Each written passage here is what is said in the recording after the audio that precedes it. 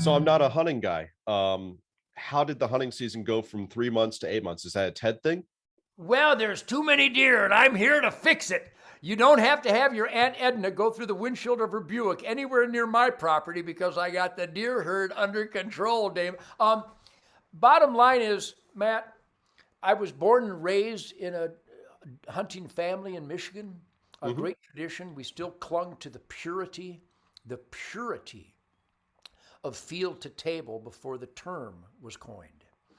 That God's renewable pantry comes with the responsibility to balance the herds so that the habitat is not destroyed because it is the wildlife habitat that is managed and safeguarded by hunters, fishermen, and trappers. That's where your air, soil, and water quality comes from healthy habitat. And if the herds get out of hand and you fail in the world of political correctness and spiritual suicide to think that animals have rights instead of flesh, um, the catastrophe in every proven instance is that where the deer herd is not responsibly culled and harvested, that the habitat is destroyed. And there's no bugs, there's no birds, there's no flowers, there's no grass. So I knew that, even though they made sure I was not only not taught that in school, but I was taught just the opposite. That Bambi has feelings too. Oh, that's real respectful to wildlife. Let's reduce it to the level of a cartoon.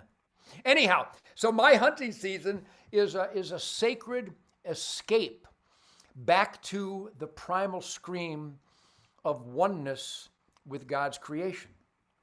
I don't spectate nature, I participate nature. And so in the 60s and 70s, when the Amboy Dukes played 350 concerts a year, I would scramble to get a couple days of hunting in because I loved it. It cleansed my soul.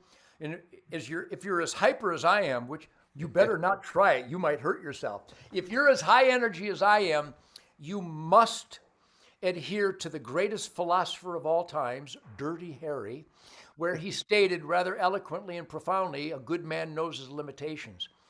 Well, while my so-called peers were escaping the insanity of the velocity of artwork, the touring, the recording, the celebrity bullshit, they tried to escape it with drugs and alcohol, and it was killing them.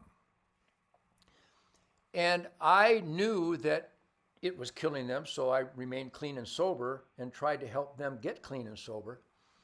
But in the meantime, I knew that my batteries were supercharged in the great outdoors. So I started to realize, once I started selling millions of albums and the demands on my time became just really dangerous, I said, no, no, no. Not only am I not going to carve out a Monday and Tuesday to hunt, I'm carving out October. And they went, well, you can't do that. You can hunt later on in life. No, no, no. I said, there's only one October 1976. This is the only October of 1976 I'll ever have. And I'm going hunting. Now I hunt with the bow and arrow. So the challenge and the demands, the samurai focus is very powerful. And it provides total escape from any stress, any demands, any other considerations in life. When you're with the bow and arrow, you have to be so slow, so stealthy, pursue omniscience, a higher level of awareness, because God made deer to escape guitar players with sharp sticks. So you have to really be on your A samurai game to kill a game with a bow and arrow. And I pursued that with as much diligence as I did my guitar playing and musical creativity and everything else I do in life.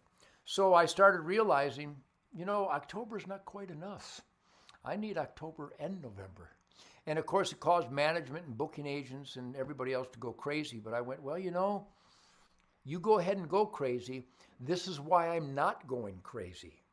Because when I come out of the woods, I am so fresh.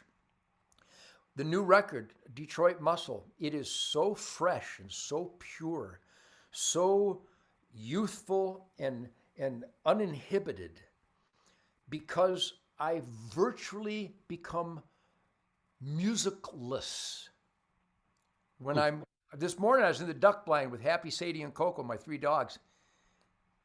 I might as well been in the year 1 naked with a club. There is no politics. There is no fake commander in chief. There is no open borders. There is no forced experimental shot. There's no ugly. There's no evil. There's no anything. It's me, the pond, my dogs, and the sun rising slowly. Refresh it. And I do it every fucking day. It's awesome. So those peaceful, soul cleansing, battery charging moments in the wild are why I'm so uppity. I don't know if you've noticed there, Matt, but I'm rather uppity. I see that. Because I'm healthy, I'm clean and sober for 73 years, and I prioritize God, family, country, freedom, life, liberty, pursuit of happiness, and dogs, and ducks and deer, and rabbits and squirrels, and grouse and woodcock, and pheasants and doves, and all the good things to eat. So mankind needs escape, sanctuary. You need to get away from the demands. And the demands in life are good. Work ethic is good. Risk and sacrifice, being that man in the arena, stumbling in the swirling dust of being the best that you can be. You get back up and dust yourself off and charge back into it like the great white buffalo does to a storm. And I'm really, really good at that. But the reason I'm really, really good at that is because I am the master of shutting up, shutting down, while shutting down actually increasing my level of awareness and radar. I'm not comfortably numb, which actually is uncomfortably dumb. I'm actually comfortably wired. I'm in code orange, but without stress. I have to know those ducks are coming. My dogs let me know. I have to be able to swing on that 50-mile-an-hour mallard and kill him. I have to get the bow full drawn on that deer that doesn't want this guy to get the bow full drawn. I got to shoot him in the heart. There is a samurai pursuit in my music, in my being a good husband, a good father, a good grandpa, a good bandmate, a good neighbor, a caring American, a hardworking asset column guy. So the hunting gives me that horsepower. It gives me the Detroit muscle, shall we say, Matt. So if we're talking about the kill it and grill it philosophy, what is the signature Ted Nugent dish that you delight in preparing for friends? Do you have like the one that you kind of pull out for people? Well, there's unlimited.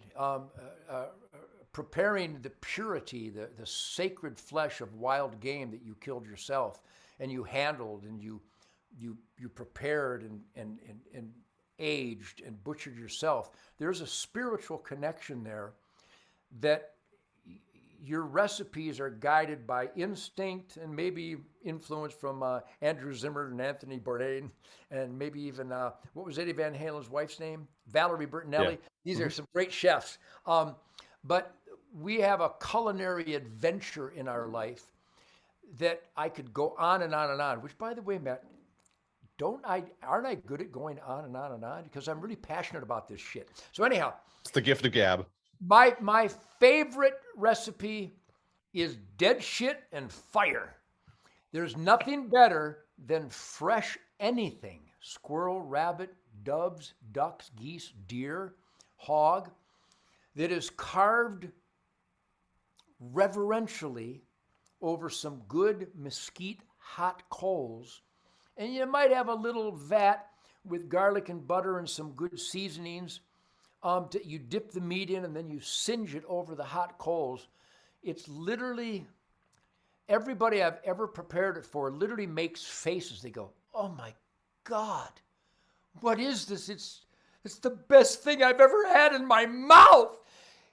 A white-tail backstrap, which is the top of the filet mignon off the rib cage, preferably aged for a week in the cooler at 35 to 40 degrees, and then cut into medallions, dipped in that garlic butter, olive oil, garlic butter, some seasoning. It doesn't matter. You experiment with seasonings, but simple stuff, even just salt and pepper. And dip it in that garlic butter, olive oil, season goo when it drips, and then slap it on the grill where it sizzles for maybe 30 seconds per side. If I gave that to you, Matt, I'd have to slap you because you would offer to marry me. You would want to kiss me with your tongue, and I'd have to pound you. I'd have to push you away. Maybe even sick one of my dogs on you because it's so delicious. It's so taste bud erecting that's how we eat every meal. Every meal at the Nugent house is sacred because it's a gift. It's like our Aboriginal ancestors. You have a great spirit and you put the paintings of the stag on the wall because the stag represents food, clothing, shelter, tools, medicine, weapons, protein, nourishment, spiritually and physically. And so I'm just an old goofy guitar player that not only wrote Wango Tango, I actually meant it. So I can go off onto tangents, which in the dictionary should have the word tangent as a picture of me with my middle finger on fire. But my point is that every wild game meal is nothing short of spectacular. If I cooked a duck for you, I killed some wood ducks and a blue-winged teal this morning. My dogs are completely worn out. I'm not yet. The flesh is so, I don't know if you know anything about cooking, but duck fat. Duck fat is the holy grail of cooking. Everything cooked with duck fat is candy. And I render the fat from these migratory ducks. It's so effervescent. It explodes a stimulating taste bud joy that it's so good. And so I share that with all my friends and how you handle that sacred flesh. I mean, it's an animal whose life was taken to feed you. You should at least show it definitive, ultimate reverence, and that's how we treat our meals.